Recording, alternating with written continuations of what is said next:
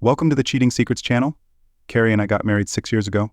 In these stories, everyone describes their wife as something exceptional, and I can understand that because I've had time to think about it. My wife Carrie was undoubtedly a real beauty. Exceptional? I'm not sure. Beautiful, slim, sexy. A gorgeous figure, long legs. Well, you get the idea. Judge for yourself. I just know that I liked her. I had known Carrie for a long time, ever since we were teenagers. I was a few years older than her, so to me she had always been just a young girl from the neighborhood. But when she turned 14, something happened that seemed to strengthen our bond. I was just about to start university and was walking home after an evening at the pub. It wasn't too late yet, but it was beginning to get dark when I took a shortcut through the local park. Perhaps it was for the best, because I stumbled upon young Carrie being harassed by a couple of boys her age. I say harassed, but it was much more serious than that. And if I hadn't shown up at that moment, who knows what might have happened. She always believed that I, like a hero, charged into the fight and saved her, but in reality, as soon as I confronted the two guys, they got scared and walked away. Did I? In any case, I became someone special to her, and for the rest of that summer, she made sure to stay in my line of sight. Not exactly following me everywhere, but doing her best to be wherever I was. Of course, my friends teased me about it. After all, at 18, I was too old for her. But even then I had to admit she was a very beautiful girl. Even at that age, she had an exceptional pair of long, slender legs. Then I went away to study for 3 years and barely saw her until I returned home after graduation. Spent a long summer there before starting a new job. By that time, of course, she was 18 and I was almost 22. A completely different situation. And combined with the fact that she had grown into such a beautiful young woman, her constant affection for me became entirely acceptable that we grew close, became friends, and spent our days walking hand in hand through the park, kissing and embracing at every opportunity. By that time I was, of course, no longer a virgin, but she was, and despite a few attempts on my part, she remained so. Yes, I experienced the wonderful softness of her beautiful body and learned how she tasted, but that was as far as it went. It didn't bother me much, as I still mostly saw myself as her protector, and Carrie still told people about how I had saved her from a fate worse than death. I'm certain that summer Carrie fell even more in love with me, and truthfully I fell for her as well. But it wasn't meant to be, and despite openly discussing other possibilities, we parted ways with sadness. She went off to Leeds University, and I moved to my first serious job in Bristol that we couldn't have been much farther apart. She swore to remain faithful to me, but I took that promise with skepticism. I had just spent 3 years as a student and knew well how things could change and what temptations could arise that I visited her a few times. But on the last visit it was painfully clear that she had found another life that consumed her, and we had simply drifted apart. Of course, that's exactly how it went, as I wasn't slowing down either, spending a few years as a party-goer on the Bristol scene and going through a string of different girls. But then I adjusted my plans a bit. Ended up closer to home, and Carrie reappeared in my life. By that time, she had already graduated from university and was working when her parents invited me over for a visit. I must say, Carrie's initial greeting wasn't as warm as I had hoped, but that changed quickly. She had truly changed, grown up, become more refined, more wise. And yes, she had lost her virginity, though unfortunately not to me. But that didn't matter. Who was I to complain? One evening she told me I was still her special hero, and it seemed we picked up right where we had left off, that I renewed my acquaintance with what was under her underwear. And this time, things didn't stop there. Before long, we were making love like rabbits, and the more we were together, the more deeply we fell in love. Marriage followed as naturally as morning follows night, and 6 years later, we still loved each other just as much as we did before. Carrie could sometimes be a bit of a prude, not approving of everything, but she never went overboard. So it wasn't an issue that we were happy, truly happy, and the future looked bright. My troubles began when my company decided to promote me. No, the problem wasn't the promotion itself, but the fact that they sent me to the lovely city of Leeds, where my loving wife had spent her university years. It was either Leeds or the Middle East, and since we wanted to start a family, Leeds seemed like the more reasonable option. Even there, everything was fine, at least for the first couple of weeks, while we were looking for an apartment and settling in. I knew I would miss Arsenal football matches, and Leeds United wasn't likely to win my heart. After all, Billy Brimmer and his team had long since retired. But overall, Leeds seemed like a nice enough place. If you're not familiar with it, Leeds is a very lively city with a vibrant nightlife point. One evening, Carrie suggested we take a little tour of the city and visit some of the places she used to frequent as a student. We had drinks at a few student pubs, but even Carrie felt slightly out of place. It had been 8 years since she graduated from Leeds University. We had dinner at a restaurant where she had worked for a while, but even there she didn't find anyone she remembered. Even the decor had changed, and it was clear she was a bit disappointed with the evening. It just didn't have the magic she had been hoping for. It's strange how something as small as a remodel of a place you haven't visited in years can let someone down so much. It seemed the evening was turning out to be a disappointment. I know, she finally announced. There was a little pub on the edge of town where I worked during my final year. It wasn't a student pub, so maybe some of the locals are still around. It was still early in the evening, so we walked hand in hand through the city center like a couple in love, not worrying about the car, until she eventually led me down some alleyways where the character of the buildings began to change. From the bright city lights to run-down houses on the outskirts and abandoned workshops. Was it really like this in your day too? I asked Carrie skeptically. And she laughed, saying that nothing had changed. She had lived nearby in a cheap apartment that she shared with 3 other girls, one of whom had also worked at the same pub for a while. Just around this corner, she finally said, and the joy in her voice was so evident that it made me smile. In front of us stood a somewhat gloomy pub, the kind I wouldn't have thought of entering, no matter how Carrie was dressed. She wasn't dressed provocatively or anything like that, just not in her usual style. Carrie was the epitome of a smart professional, from her neatly styled dark hair to her elegant suits and high heels. This evening was an exception, as she was wearing a short skirt. Not too short, but bolder than her usual choice. I joked that maybe it reminded her of her student days, but upon reflection, I thought she might already have plans for how the evening would end. Or maybe not. No, I think if she'd known, she would have stayed home. The pub was called the Rose and Crown, with 2 typical large, old-fashioned stained glass windows that must have looked quite beautiful in their time. Are you sure this is the one? I asked hesitantly. Of course, she replied. It's not so bad once you're inside. With that, she gave me the charming smile I'd loved since I first met her in our youth and pushed the pub door open. Little did I know then that I would never look at that smile the same way again. I followed her inside, and she was right. The interior was old-fashioned but quite clean, with a long dark wooden bar and a beautiful antique mirror behind it. The windows, which looked so dirty from the outside, were actually lovely from within. The light from the street lamps outside filtered through them, giving the bar a warm glow. Carrie stood there almost entranced, and finally a look of recognition spread across her face. Nothing has changed, she said softly, as if speaking to no one in particular. I don't think much has changed in the last 50 years either, I added, which made her giggle and squeeze my hand as she looked at me affectionately. Oh, look, Terry, look, she exclaimed, letting go of my hand and darting to the far end of the bar. Hi, do you remember me? I heard her say to the bartender, who turned to look at her. He gave her a once-over, taking in the sight of the pretty young woman standing in front of him. Then, a smile spread across his face as he recognized the person who had just greeted him. Carrie, he exclaimed. Is it really you, Carrie? Carrie stood there nodding in confirmation, a wide smile on her face as she looked at the tall, lanky bartender, whose name I never caught that I couldn't help but smile myself, by realizing that Carrie had finally found someone who remembered her, and the evening wouldn't be a total disappointment after all. He let out a joyful shout, ran out from behind the bar, wrapped Carrie in a hug, pulled her close and kissed her on the lips. The hug and kiss didn't last long enough for me to feel jealous or anything like that, but the first faint chill of unease crept into my gut, wiping the smile off my face. They chatted excitedly about things I knew nothing about while I stood there waiting to be introduced. The conversation shifted to people Carrie apparently knew from back then, and I was still waiting in vain for an introduction.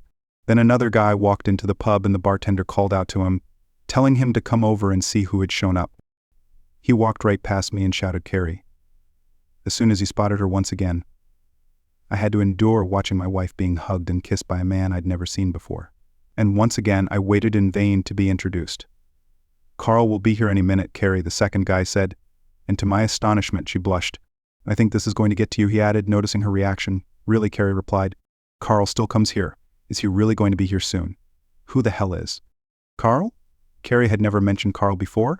Of course, she wasn't obligated to, but I didn't like where the evening was heading. And the fact that she was ignoring me didn't sit well either, that I was left standing there alone, feeling like an awkward third wheel, that I cleared my throat to get her attention. And when that didn't work, I coughed loudly.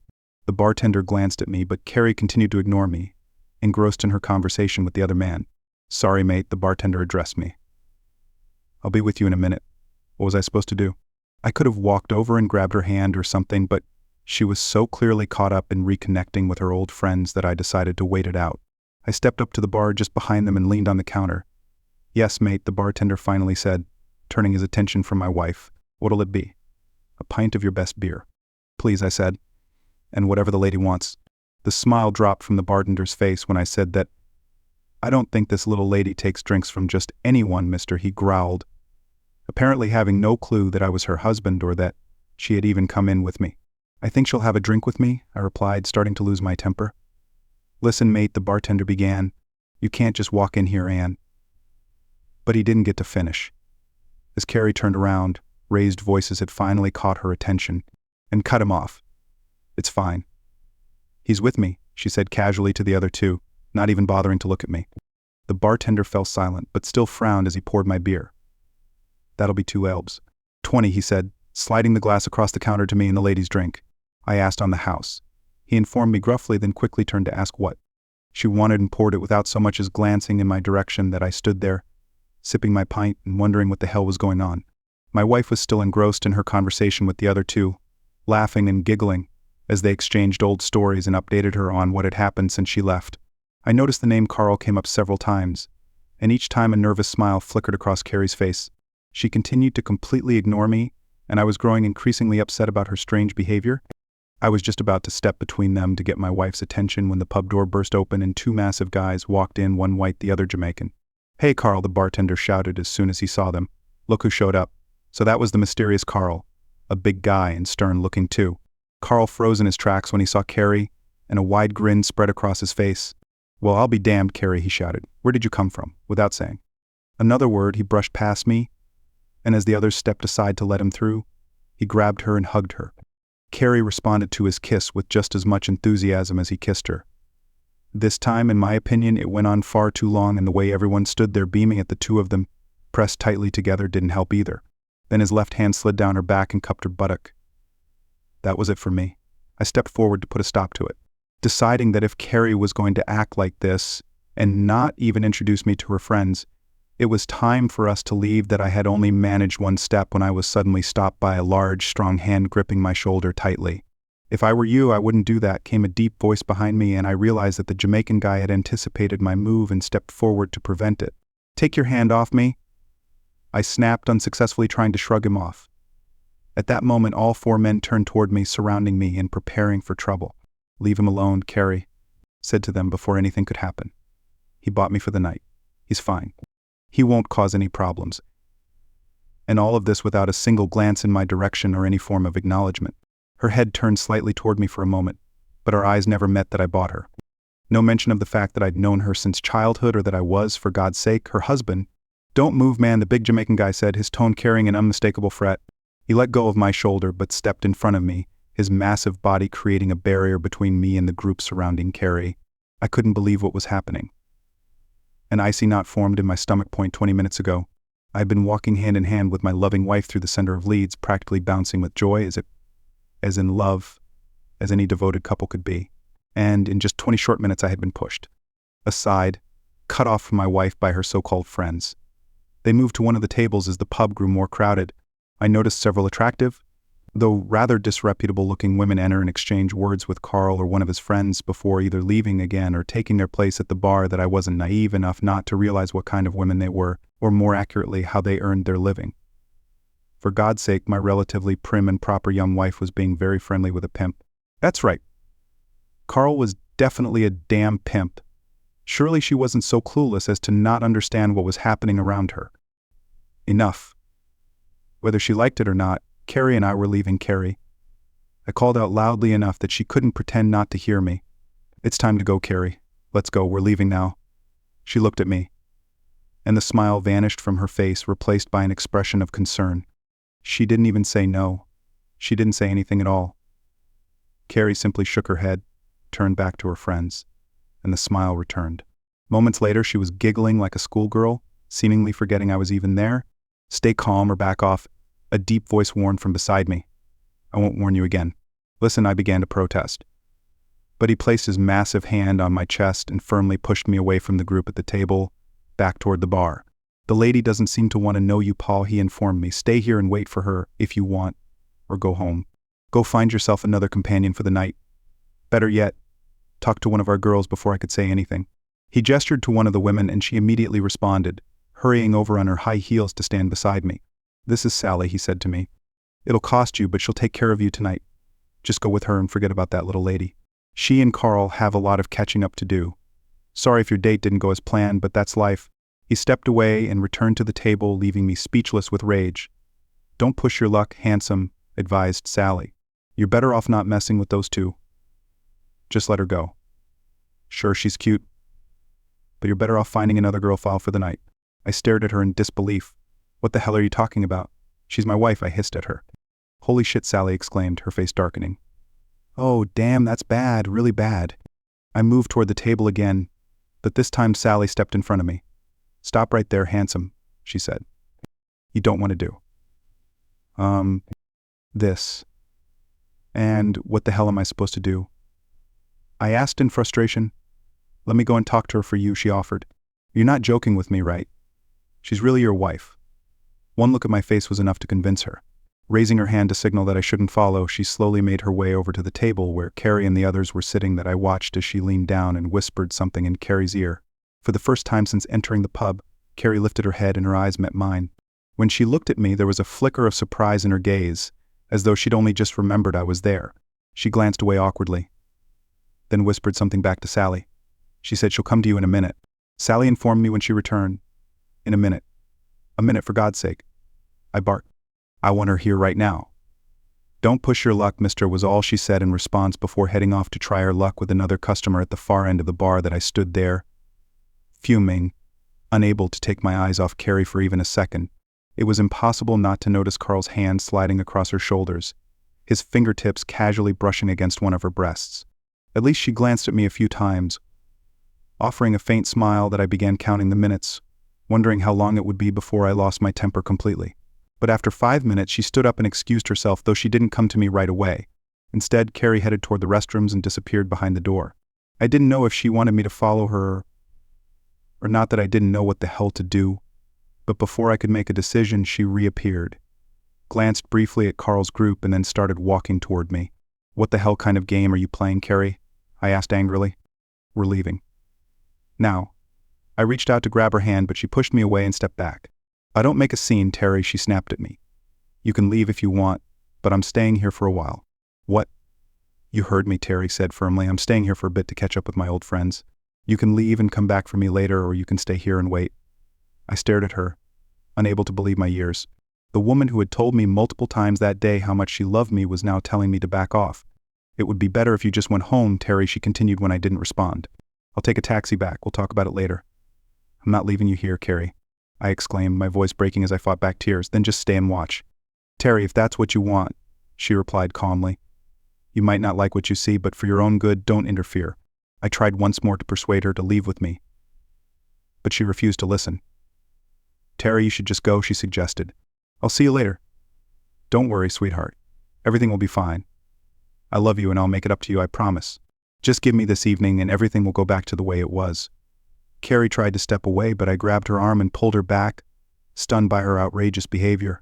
When I didn't even notice when he came up behind me, before I knew it, I was pressed against the bar, the massive Jamaican guy prying my hand off my wife's arm and shoving me away in the process. I'm no weakling, so I swung at him, but I might as well have tried to knock down Nelson's column. He pushed me further along the bar and then threw me to the floor.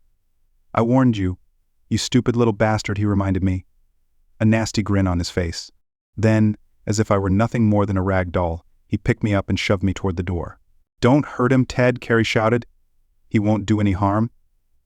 I don't know if her pleas had any effect on the outcome, but at least she tried, or so I thought. The next moment I was outside, doubled over as his fist slammed into my stomach, followed by another blow to my chest. It felt like I'd been hit by a freight train, and I collapsed onto my back, bracing myself for more, but nothing else came. That I lay there for what felt like an eternity, trying to comprehend how the hell I'd ended up in this situation. My chest ached where he'd struck me, and I was struggling to catch my breath after the punch to my stomach. 2 hits, just 2 hits, and I was a wreck, my whole body, robbed, and I still couldn't get up. After another 10 minutes, I finally managed to get to my feet, brushing the dust and dirt off my clothes. How could an evening that had started so wonderfully go so disastrously wrong? And it all repeated again. I simply didn't know what the hell to do. That I'm not weak, but how could I stand up to a guy that size? He'd kill me. That I had never in my life felt so humiliated and helpless, some hero I turned out to be. I didn't even know anyone in Leeds. I had no friends I could call for help. That I stood there, watching the slow stream of customers entering and leaving the pub. Many of the men went in and came out with one of the women on their arm. The pub was a damn brothel. Carrie and I had been married for 6 years, and just that morning we had been discussing starting a family. But here she was in a damn brothel. She had brought me here and knew exactly where she was going. I fought back tears and realized what I had to do.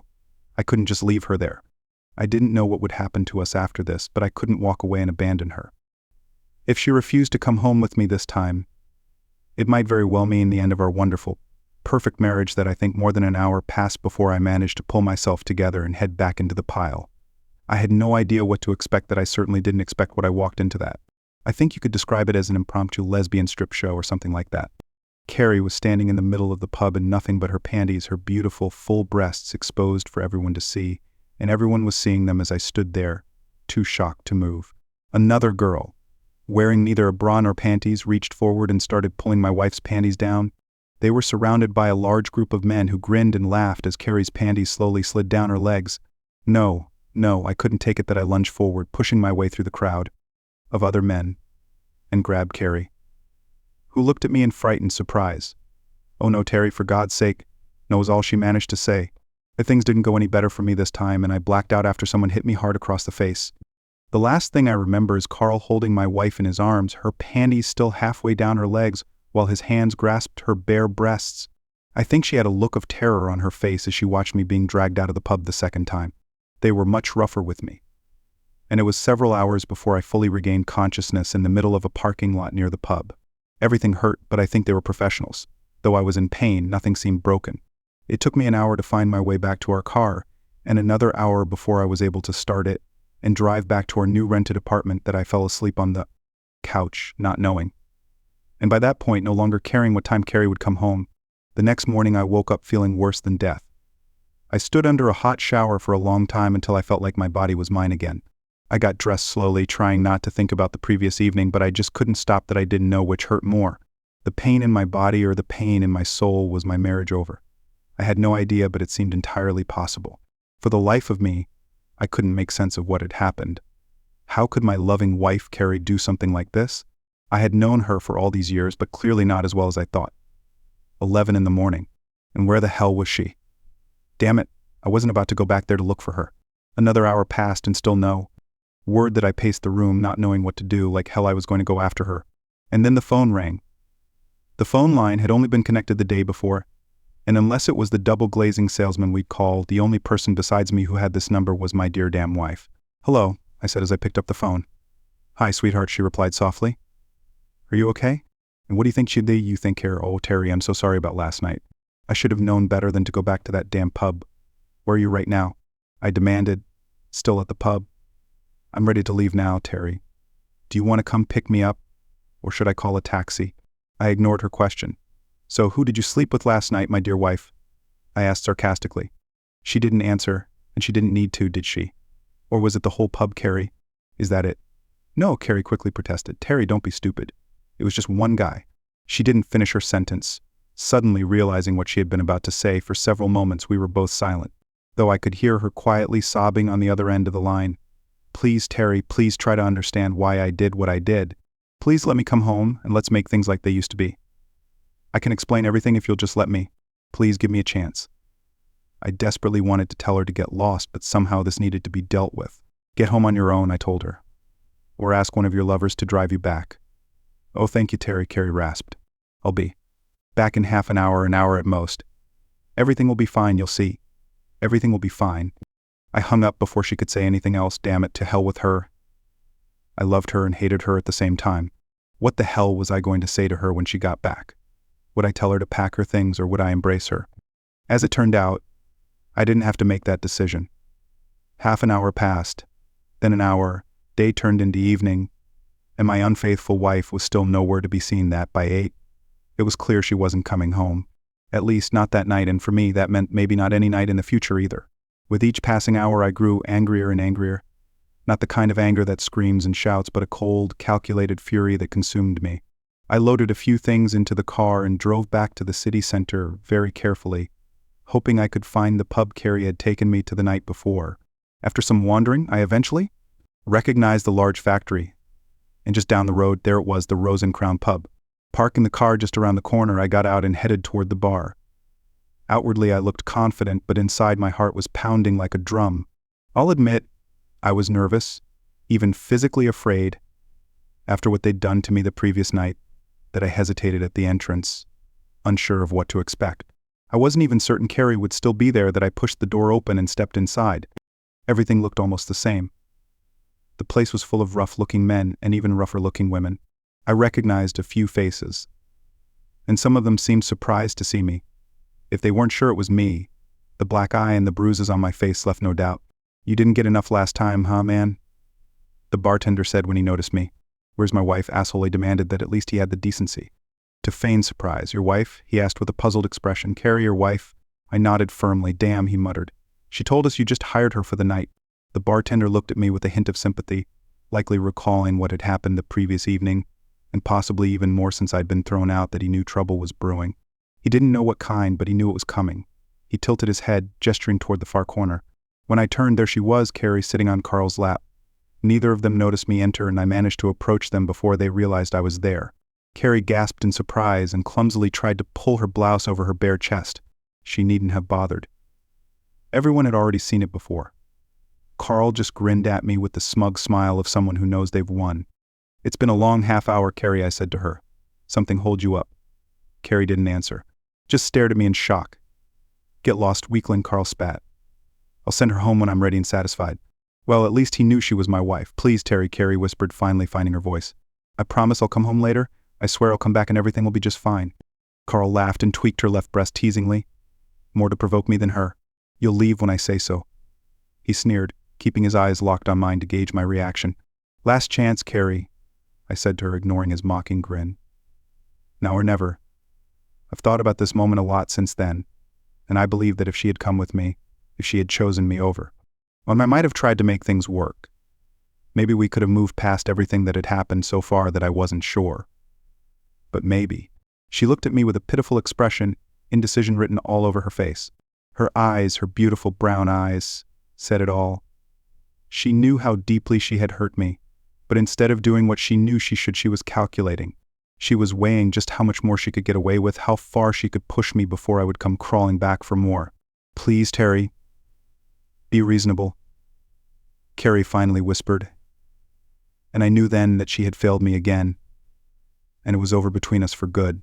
"You know how much I wanted to see my old friends again and relive my college days one last time. Just be patient a little longer until I finish my last little fling, and I promise everything will go back to the way it was. I really do love you, sweetheart. And I promise I'll make it up to you." She looked at me pleadingly, her eyes begging me to agree. But I said nothing, because there was nothing left for me to say. Carrie seemed like she wanted to say something else, but Carl had grown tired of the moment too.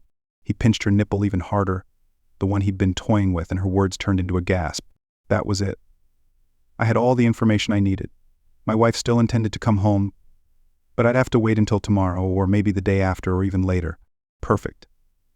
Just great, wasn't it? I noticed the Jamaican guy moving toward me, so I raised my hands and backed off. There was no point in starting another one-sided fight with him. The entire bar fell silent, waiting to see what would happen, but as far as I could tell, nothing did. At least not right away. "See you later," I said quietly. "I'm not 14 anymore, Terry," Carrie muttered. "I can take care of myself now." Even she seemed taken aback by the look on my face when those words hit me. She had been my one and only love all these years, and she threw that in my face. "I'm sorry, Terry," she began. "I didn't mean it that way." But I ignored her, dismissing her stammered apology. As I backed toward the door, Carl laughed loudly again, yanked off her blouse, and slipped his hand under her skirt, right in front of me, just to rub my misery in my face. Maybe that's why tears started streaming down her cheeks, but for some reason I doubted it, that I think she still loved me in her own way, and seeing me humiliated again might have been too much for her. That's what I wanted to believe. As soon as I closed the door behind me, the silence in the pub broke. Everyone started talking and laughing at once. They probably thought they were seeing me for the last time. Slowly making my way back to the car, I opened the trunk and took out the items I had placed there before, leaving the house. To anyone watching, I might have appeared calm and collected, but inside I was boiling with rage and terrified of what I was about to do, unsure of how it would all end, that I had a license for a 12-gauge Browning over and under shotgun. I'd been clay pigeon shooting for a few years by then, and while I wasn't an expert, it would be enough for what I had in mind. I selected a few cartridges loaded with birdshot, as I didn't want to end up in prison on murder charges. I broke open the shotgun, loaded 2 shells, and slipped the rest into the pocket of my jacket. That a few moments later I was back at the pub entrance, staring at the 2 large stained glass windows. This will wake them up, I thought, my heart pounding wildly beneath my jacket. This wasn't me. This just wasn't me. But what else could I do? There was no point in going back in to argue with her. She wouldn't have listened, and I'd probably have gotten another beating. What would I have done if I had just gone home, waited for her to come back and discuss how we might deal with what she had done? How she had humiliated me? No way in hell. By this point, everything had gone too far, and I wasn't about to take any more crap from any of them. Aiming at the nearest window, I pulled the trigger. My hand was trembling, no shaking, and the barrel of the shotgun wobbled in uncertain circles as I struggled to steady my nerves. It didn't really matter, though, as I was only 4 or 5 meters away from the window. I pressed the trigger harder and fought the urge to close my eyes. There was an explosive bang, and a moment later the entire window shattered into pieces, turning into a swirling mass of broken glass. With newfound confidence, I aimed at the second window, fired the second barrel, and the second window followed the first. The sound of the shot echoed off the surrounding buildings, mixing with the crash of falling glass. It was much louder than anything I'd ever heard when shooting in an open field. Calmly, I took 2 more shells from my pocket and loaded them into the shotgun. Then I waited to see what would happen. I had no idea how they would react, and I almost hoped they wouldn't react at all. But I was ready, absolutely ready to show them that they had made a big mistake. If they thought I was weak and had resigned myself to what they'd done to me. The doors burst open and a few guys spilled out, freezing in their tracks when they saw me with the shotgun. No one moved. Then Carl stepped out, followed by his big Jamaican sidekick. "You stupid bastard," Carl shouted and charged at me, maybe thinking I hadn't reloaded the weapon. Or maybe he wasn't thinking at all that I took careful aim somewhere around his knees.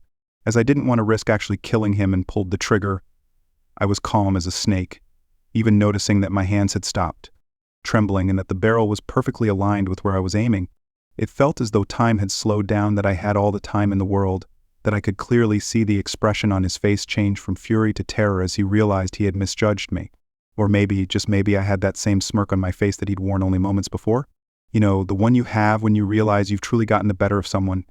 Boom, he fell with a scream. I was even surprised to see the mess his legs had become. The Jamaican guy didn't hesitate for a second. That I'm not sure if it was courage or sheer stupidity, but he didn't stop. At least not until the second shot hit him in the legs and brought him down. Both of them were lying on the ground now. Carl screaming and the big Jamaican Ted groaning loudly. This time I didn't even bother reloading the shotgun as I was on edge. But thankfully the rest of the crowd suddenly scattered. All things considered, it went relatively smoothly. Given how much noise 2 injured men can make, the car wasn't far.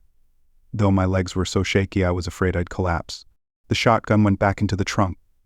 I started the engine and I drove home. Slowly and very carefully, that I thought about going into the pub to scare Carrie senseless. But I couldn't. I didn't trust myself, and honestly what I had just done had scared even me. But I did it. I did it damn well. Just as I'd promised myself, but that was enough for me. Strangely, I slept well that night and woke up feeling completely refreshed. The black eye and the bruises on my face were still there, but otherwise I was fine. That I wondered who would show up first, Carrie or the police, to arrest me. I hadn't even put the shotgun away. It was still lying in the trunk of my car. As it turned out, Carrie wasn't destined to show up. Around 10, I got a call asking if I was the husband of Carrie Bellings. Yes, I replied, puzzled about what this was all about, that it was the police. I had expected them to come arrest me that morning, not call me about Carrie. "Sorry to inform you, sir, but she's in custody at the station. Could you please come and pick her up?" "In custody?" I asked, genuinely surprised. "What on earth for?" "For prostitution, sir," he replied. "She was taken in last night along with a group of other working girls after a shooting on the outskirts of town." "Oh no, so that's what's going on," I responded. And here I was, wondering where the hell she's been wandering off to for days on end, coming home whenever it suits her. "I understand, sir," the officer replied grimly. "I'm sorry you had to find out this way. You'd be surprised how often this happens." I think my comment sealed her fate. Initially, they must have thought they'd made a mistake about her, as she seemed a bit more upscale than the other women. And when I refused to come and pick her up, that probably made things even worse. She was charged and found guilty, she lost her new job, and it would be very difficult for her to find another one. Young graduates with a criminal record for prostitution aren't exactly in high demand at most firms. The police didn't even ask if I owned a shotgun. My firearm was legally registered to me in Bedford, where we had just moved from. But they didn't bother to check that I wasn't a suspect in any way, so why would they? As for why no one from the pub came after me, I had no idea. Carrie kept trying to contact me again and again. I never met with her, but eventually I took one of her calls. As her desperation grew, she told me she still loved me, and it was the usual nonsense. I think she did love me in her own way, and it was clear she was devastated that I refused to take her back. I wouldn't even discuss it, and she didn't push the issue, clearly intimidated by how decisively I had handled the situation. At least Carrie was honest with me when I questioned her about Carl and her work at the pub during her student days. How the hell did you go from working behind the bar to what happened last night? I demanded. I said I worked at the pub when I was a student, Carrie replied. But I never said I was behind the bar. Oh, for God's sake. I can't describe how I felt when the meaning of those words hit me. She had worked for that damn Carl as one of his girls. Now it made sense why he had such power over her. I married an ex-girlfriend of mild behavior and would never have known about it if we hadn't gone back there. Was that good or bad? Hard to say. You be the judge. But she warned me that Carl would come after me to settle things himself as soon as he was back on his feet. Maybe that's why no one from the pub reported me to the police. People like that handle their problems their own way. Of course, he would never find me. I turned down the job in Leeds, which they understood after the situation with my wife became known. Instead, I accepted a position in the Middle East where they were happy to have me as a single man. It was cheaper than relocating a married couple, so here we are. To my surprise, I got away with it.